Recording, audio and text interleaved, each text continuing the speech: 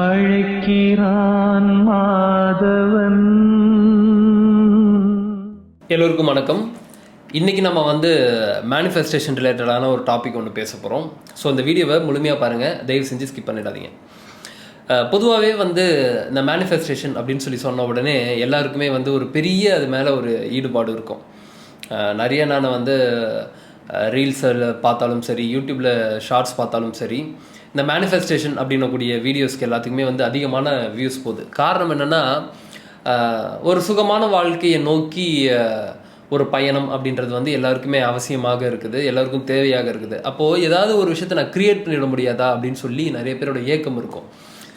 இப்போ ஒரு எக்ஸாம்பிளுக்கு, வாடகை வீட்டில் இருக்காங்க அப்படின்னா சொந்த வீட்டுக்கு என்னால் நகர்ந்துட முடியாதா, ஸோ நான் வீடு வாங்கணும் அப்படின்னக்கூடிய ஒரு ஆசையாக இருக்கலாம். ஒரு காரை பார்த்தா அந்த கார் வாங்கணும் அப்படின்ற ஒரு ஆசையாக இருக்கலாம். இல்லை ஒரு பைக் பார்த்தா அந்த பைக் வாங்கணுன்ற ஒரு ஆசையாக இருக்கலாம். இல்லை ஒரு ரிலேஷன்ஷிப்பில் அந்த ரிலேஷன்ஷிப்பை நான் நல்லா கொண்டு போகணும், ஸோ அந்த பர்சன் எனக்கு வேணும் அப்படின்னக்கூடிய ஒரு விஷயமா இருக்கலாம். இப்படி நம்ம ஆசைப்படக்கூடிய விஷயங்கள் எல்லாத்தையும் நம்ம மேனிஃபெஸ்ட் பண்ணணும் அப்படின்னு சொல்லி நம்ம நினைக்கிறோம். அதனால் இந்த மாதிரியான ஒரு டாபிக் அப்படின்னாலே எப்படி அதை மேனிஃபெஸ்ட் பண்ணுறது அப்படின்றது எல்லாருக்கும் ஒரு ஆர்வம் ஆட்டோமேட்டிக்காக க்ரியேட் ஆகும். ஆனால் நிறைய பேர், கிட்டத்தட்ட ஒரு 99% ஒரு 99% இதில் ஃபெயில் ஆகிறதுக்கான காரணம் ஒன்று இருக்குது. ஒரு ஹிடன் ரீசன் ஒன்று இருக்குது. இந்த ஒரு ஹிடன் ரீசன் நீங்கள் தெரிஞ்சுக்கிட்டிங்கன்னா அந்த மேனிஃபெஸ்டேஷன் எப்படி ஒர்க் ஆகுதுன்றதை உங்களால் புரிஞ்சுக்க முடியும். அதாவது எல்லோருக்குமே ஒரு ஆசை இருக்குது, அதை நோக்கி பயணம் பண்ணணும்னு இருக்குது. ஆனால் இந்த ஆசை ஒரு விஷயம் கிரியேட் பண்ணுது இல்லையா, ஸோ இதெல்லாம் எனக்கு வேணும் அப்படின்னு சொல்லி கிரியேட் பண்ணுது இல்லையா, அதுக்காக நீங்கள் நிறைய மெனக்கடவும் செய்கிறீங்க. என்ன பண்ணுறீங்க, நிறைய வீடியோஸ் பார்க்குறதுனால போய் நீங்கள் விஷுவலைசேஷன் ட்ரை பண்ணுறீங்க, அஃபர்மேஷன்ஸ் ட்ரை பண்ணுறீங்க, அண்ட் என்னென்னலாம் மேனிஃபெஸ்டேஷனுக்கு சொல்கிறாங்களோ அது எல்லாத்தையுமே நீங்கள் ட்ரை பண்ணுறீங்க. ஆனால் ஏன் வேலை செய்யலை அப்படின்னக்கூடிய ஒரு கேள்வி உங்களுக்கு என்றைக்காவது எழுந்திருக்கா? நிறைய பேருக்கு எழுந்திருக்கும். என்ன காரணம்னா, என்ன தான் நீங்கள் இந்த மாதிரியான விஷயங்கள் பண்ணாலும் ஆழ் மனதில் ஆழமாக உங்களோட மனசில் என்ன மாதிரியான விஷயத்த நீங்கள் வச்சுட்டு இந்த மாதிரியான ஒரு விஷயத்த நீங்கள் யோசிக்கிறீங்க அப்படின்னா, இதெல்லாம் உனக்கு நடக்குமா, இதெல்லாம் உனக்கு வேலை செய்யுமா, இதுக்கு நீ தகுதியான ஆள் தானா அப்படின்னு சொல்லி உள்ள ஒரு இன்னர் வாய்ஸ் ஒன்று இருக்கு இல்லையா, அந்த ஒரு இன்னர் வாய்ஸ் தான் இங்கே ஒரு விஷயத்தை உங்களுக்கு க்ரியேட் பண்ண விடாமல் தடுக்குது. காரணம் என்ன அப்படின்ட்டு நீங்கள் நல்லா கவனித்து பார்த்தீங்கன்னா, இந்த யூனிவர்ஸோட இயக்கமே நீங்கள் என்ன மாதிரியான வார்த்தைகளை பயன்படுத்துகிறீங்க அப்படின்றது இந்த யூனிவர்ஸ்னால கேட்காது. அந்த வார்த்தைக்கு நீங்கள் என்ன மாதிரியான வைப்ரேஷனை ஃபீல் பண்ணுறீங்க, நீங்கள் என்ன மாதிரியான வைப்ரேஷனில் இருக்கீங்க, அப்போ நீங்கள் என்ன மாதிரியான வைப்ரேஷனை கொடுக்குறீங்களோ அந்த வைப்ரேஷனை அந்த யூனிவர்ஸ் ஃபீல் பண்ணும்.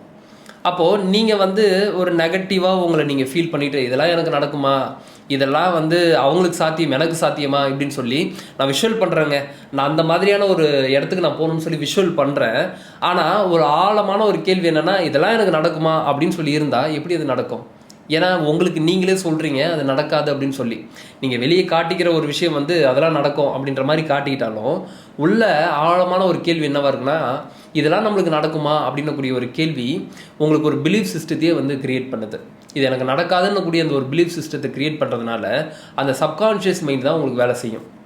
இப்போது ஒரு கான்ஃபிடென்ட்டாக நீங்கள் இருந்தீங்கன்னு வைங்களேன், இப்போ ஒரு எக்ஸாம்பிளுக்கு டெய்லியும் ஒரு விஷயத்தை நம்ம தொடர்ந்து பண்ணோம் அப்படின்னா அடுத்த நாள் போகும்போது அதில் ரொம்ப கான்ஃபிடென்ட்டாக நம்ம பண்ணுவோம். இப்போது ஒரு எக்ஸாம்பிளுக்கு ஒரு கிரிக்கெட் பிளேயரை நீங்கள் எடுத்துங்களேன். ஒரு கிரிக்கெட் பிளேயர் ஃபஸ்ட்டு வாட்டி இறக்கி விடும்போது, அவங்க பெருசாக ட்ரெயினே ஆகாதப்போ அவங்கள இறக்கி விட்டோன்னா அந்தளவுக்கு கரெக்டாக அவங்க பாலை ஃபேஸ் பண்ண மாட்டாங்க, கரெக்டாக ஒரு விஷயத்தை ஆட முடியாது, பால் ஃபேஸ் பண்ணி ஆட முடியாது, கரெக்டாக பவுல் பண்ண முடியாது. ஸோ இந்த மாதிரி இருக்கிறதுக்கான காரணம் என்னென்னா, அதில் அவங்களுக்கு ட்ரைனிங் இல்லை.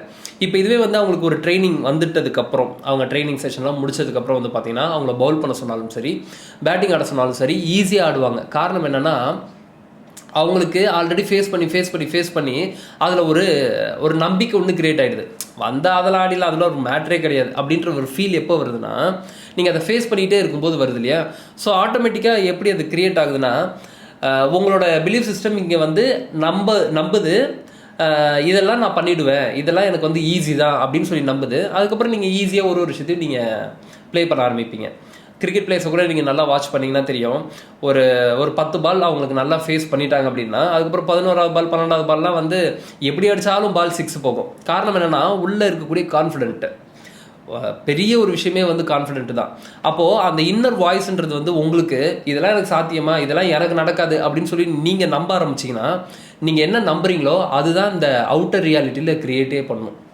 அப்போ யூனிவர்ஸு அந்த வைப்ரேஷனை தான் ஃபீல் பண்ணுமே தவிர நீங்கள் என்ன மாதிரியான வாய்ஸ், என்ன மாதிரியான வார்த்தையை பயன்படுத்துறீங்கன்றத அதுக்கு தெரியாது.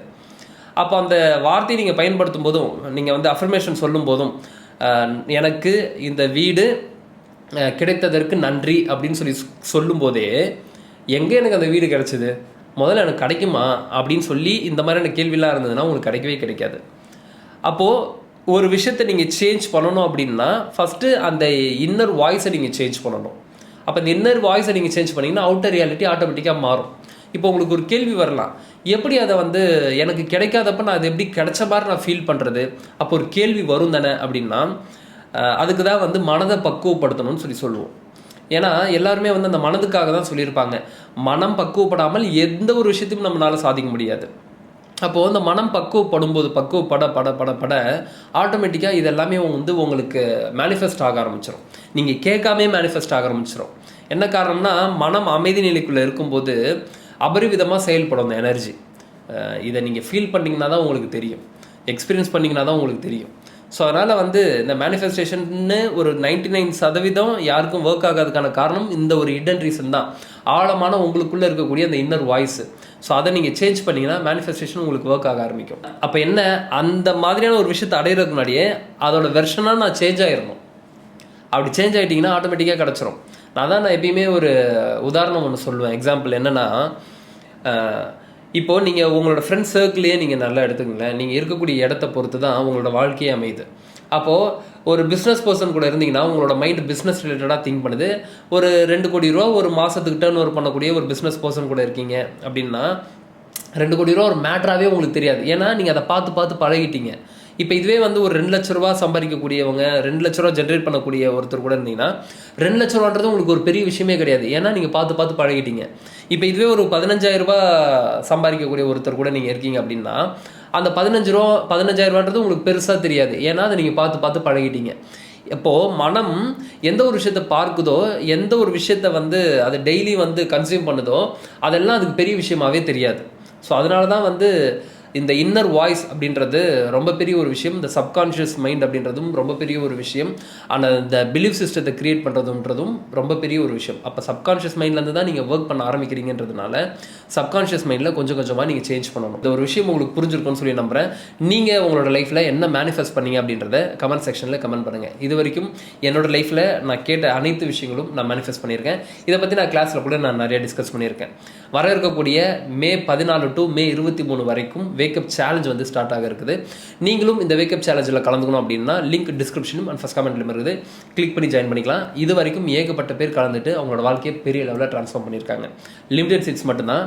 சீக்கிரமாக ஜாயின் பண்ணிங்க. கிளாஸில் சந்திக்கிறேன்.